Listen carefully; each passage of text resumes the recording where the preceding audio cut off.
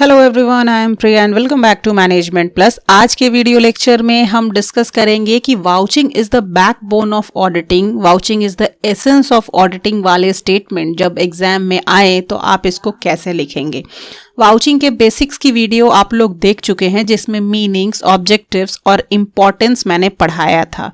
बस उसी को सीक्वेंस में फ्रेम करना है इस स्टेटमेंट को जस्टिफाई करने के लिए। तो भाई स्टूडेंट्स की एक क्वेरी थी कि मैम आप इसको अच्छे से डील कर दीजिए कि जब एग्जाम में ये क्वेश्चन आए तो हम किस तरीके से लिख सकते हैं। तो चलो भाई देख लो कैसे लिखना है। बट वीडियो शुरू करने से पहले लाइक और शेयर जरूर कर देना और चैनल पे नए आए हो तो सब्सक्राइब जरूर करना। चलो फिर शुरू करते हैं। देखो, vouching can be described as the essence और backbone of auditing. Means what कि जब ओरिजिनल एंट्री की जाती है बुक्स ऑफ अकाउंट में तो क्या होता है, अगर ओरिजिनल एंट्री अगर गलत हो गई आपकी तो पूरा का पूरा जो फाइनल रिजल्ट होगा अकाउंटिंग का वही गलत हो जाएगा क्योंकि आपने इनिशियली ही गलती कर दी है। सिमिलरली अगर आप वाउचिंग में किसी तरीके की गलती कर देंगे तो आपका जो फाइनल रिजल्ट होगा, that means the success of your audit process, वो आपका गड़बड़ हो जाएगा। इसीलिए कंप्लीट जो आपके ऑडिटिंग का सक्सेस होता है वो डिपेंड करता है कि आपने कितना सक्सेसफुली वाउचिंग को परफॉर्म किया है एक ऑडिटर होने के नाते। अगर आपने वाउचिंग को बहुत फेथफुली और इफेक्टिवली परफॉर्म किया है तो आपका ऑडिटिंग का जो सक्सेस होना है वो 90% श्योर है कि वो होगा ही होगा।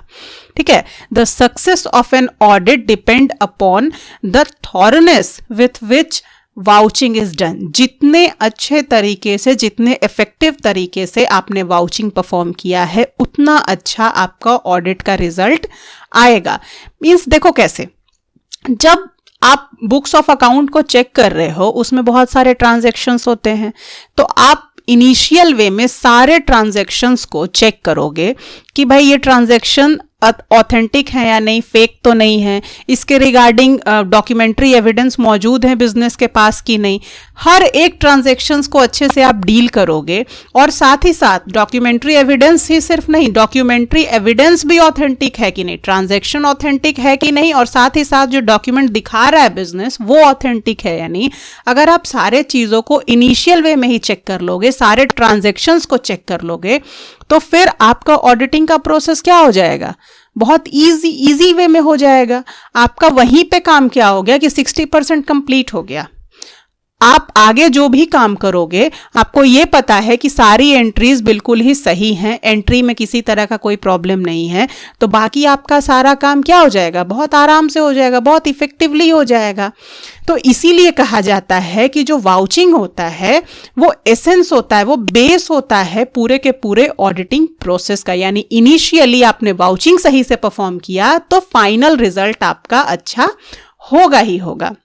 After entering in all vouchers, only then can auditing start. Vouching is defined as the verification of entries in the books of account by examination of documentary evidence or vouchers such as invoices, debit and credit notes, statements, receipts, etcetera. देखो, हमने पिछले video में देखा था ना कि vouching का definition होता है, क्या है कि वेरीफाई करना। किस चीज को वेरीफाई करना, जो बुक्स ऑफ अकाउंट में एंट्रीज की जा रही हैं उनको वेरीफाई करना कि वो ऑथेंटिक है या नहीं। कैसे वेरीफाई करेंगे, with the help of documentary evidence. यानी जो भी बुक्स ऑफ अकाउंट में एंट्रीज की गई हैं उसके रिगार्डिंग डॉक्यूमेंट्री एविडेंसेस बिजनेस के पास मौजूद हैं या नहीं। और डॉक्यूमेंट्री एविडेंसेस क्या हो सकते हैं, इनवॉइस हो सकता है, स्टेटमेंट हो सकता है, कोई भी रिसिट्स हो सकता है।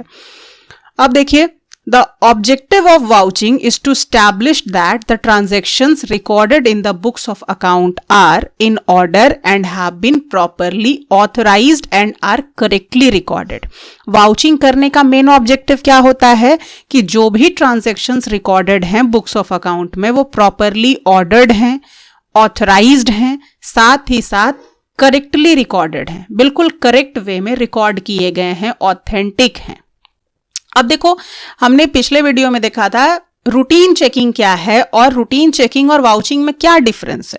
तो देखो, सिंपल जो रूटीन चेकिंग होता है ना, उसमें जो बुक कीपर होता है वो ये फोकस करता है कि जो कैरी फॉरवर्ड किया गया है, जो बैलेंसिंग फिगर दिया गया है, जो भी एंट्रीज की गई हैं वो समय समय पे पास की जा रही है। यानी अगर आपने परचेस किया तो परचेस की एंट्री हो गई या नहीं, अगर आप लेजर बना रहे हो तो बैलेंसिंग सही है या नहीं, कैरी फॉरवर्ड सही किया जा रहा है या नहीं, सिंपली यही चेक किया जाता है।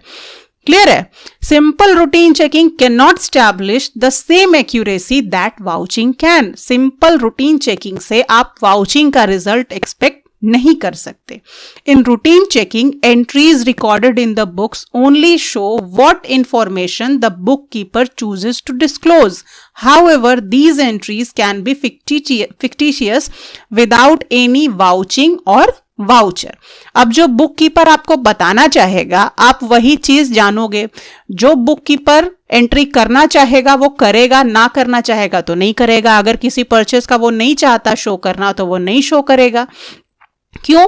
और कुछ फेक भी कर सकता है, क्योंकि वहां पे ये चीज नहीं देखा जा रहा है कि उसके रिगार्डिंग उसके पास वाउचर होने चाहिए।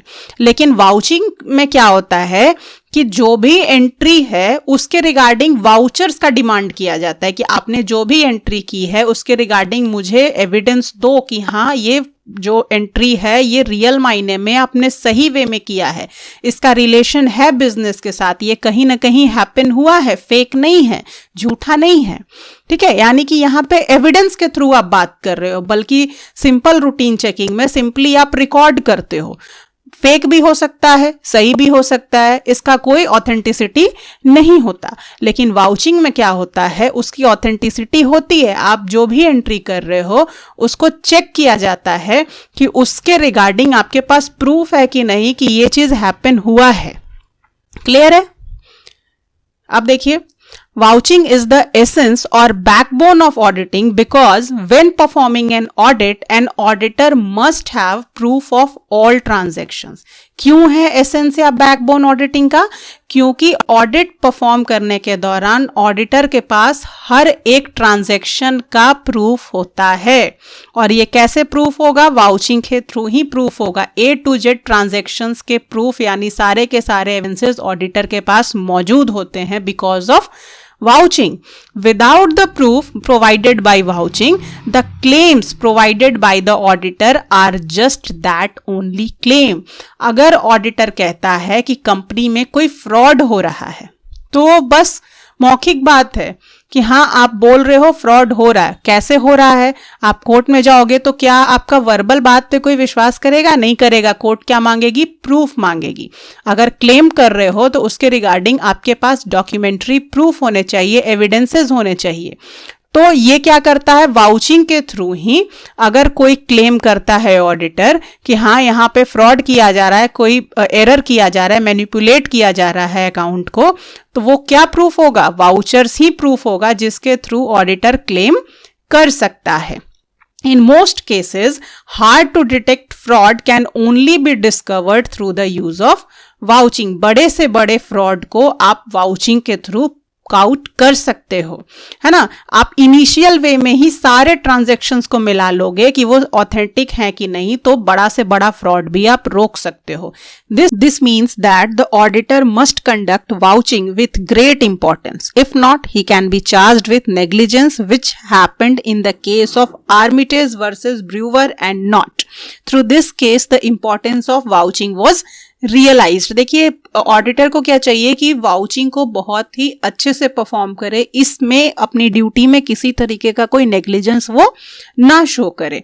क्योंकि जो नेग्लिजेंस किया गया था, एक केस था Armitage versus Brunner and Knott का, जिसमें कि ऑडिटर के नेग्लिजेंस की वजह से बहुत कुछ हैपन हो गया था और इस केस के बाद से ही वाउचिंग का इंपॉर्टेंस रियलाइज किया गया था लोगों के द्वारा। देखो, इस केस में क्या हुआ था ना कि जो ऑडिटर था वो गिल्टी पाया गया था नेग्लिजेंस के लिए। क्यों ऐसा गिल्टी पाया गया था? क्योंकि उसने जो वेशीट थी ना, वेशीट में फ्रॉड और मैनिपुलेशन को वो डिटेक्ट नहीं कर पाया था। वेशीट में बहुत सारे फ्रॉड्स और मैनिपुलेशंस किए जा रहे थे, लेकिन वो उसको डिटेक्ट इसलिए नहीं कर पाया क्योंकि उसने वाउचिंग अच्छे से परफॉर्म ही नहीं किया था, केयरफुली नहीं परफॉर्म किया था।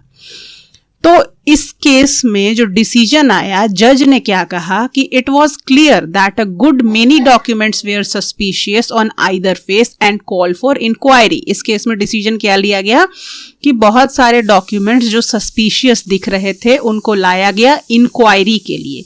यानी कि अगर ऑडिटर ने उन सारे डॉक्यूमेंट्स को अच्छे से वाउच किया होता रिगार्डिंग द वेज शीट तो शायद ये फ्रॉड डिटेक्ट किया जा सकता था। इस केस के बाद से पता चला कि वाउचिंग कितना इंपॉर्टेंट रोल अदा करता है ऑडिटिंग के दौरान।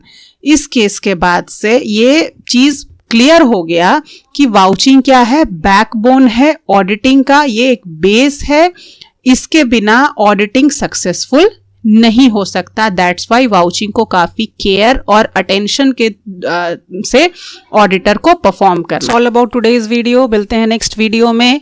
और हाँ, आई थिंक अब आप अच्छे से लिख पाओगे एग्जाम में, इस स्टेटमेंट को अच्छे से जस्टिफाई कर पाओगे। चलो फिर, बाय बाय, स्टे ट्यून्ड।